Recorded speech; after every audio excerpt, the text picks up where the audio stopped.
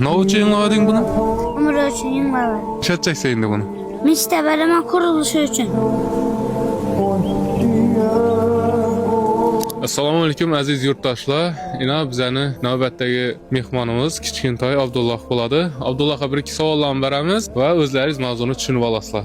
Abdulloh ukam, masjid qurilishini kimdan eshitding? Akamla eshitmadim. Qachondan shu bankaga pul yig'ib boshlading? Aniq bilasanmi vaqtini? Yo'q.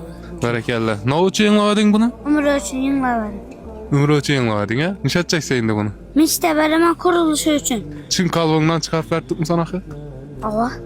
Rahmet Üşü ülkemize, ota-onasına ming rahmet. Bugün yine hazır işini tamamlap gün batışı yine şamlı vakti gidiyor. Bizlere Kichkintoy hamimiz geldi. Sövünüp gittim ve Abdullah oğlum sana katta rahmet.